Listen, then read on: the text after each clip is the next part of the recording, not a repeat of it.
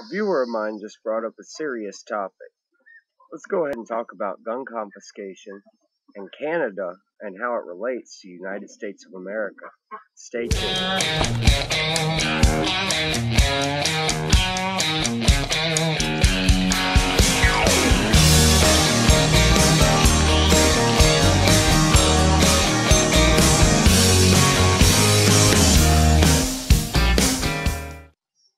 Alright guys, so in High River, Canada, which is in Alberta, they just had a little problem, a flood, that caused a forced evacuation of the town.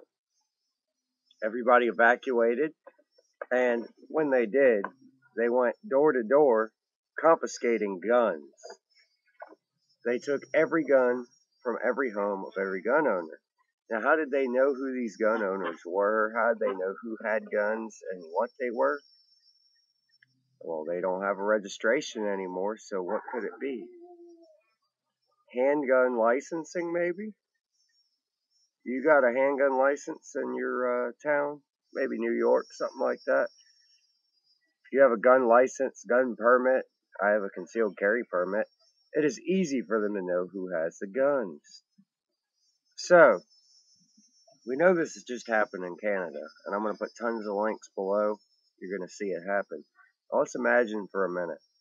I live in Florida.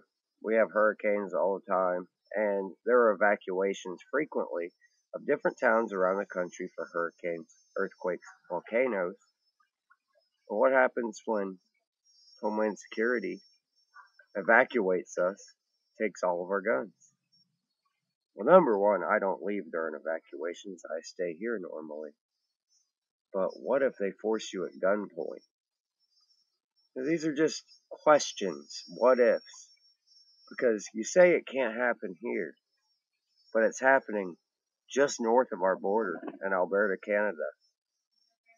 They had every gun taken from them, and they can't even get back to their house right now. Canadian Mounties are keeping them from getting back to their house because of the flood and the forced evacuation.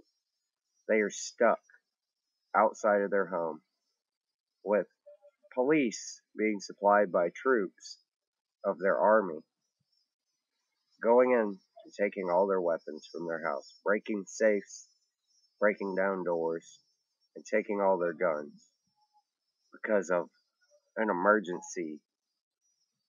We saw this in Hurricane Katrina. It can't happen here, right? Hurricane Katrina, they confiscated all the guns. Even of those who couldn't evacuate and had to be stuck with the looters. Because maybe some of the looters had guns. We gotta take them from the law-abiding citizens too. Because they could be looters too, you know. Who's to say everybody's not a mass murderer? Why not take all the guns? Because everybody could be a crazy person, you know. Just some food for thought, guys.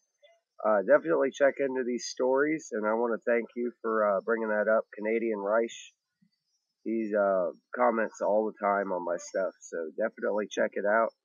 And Tiddlywinks is signing off.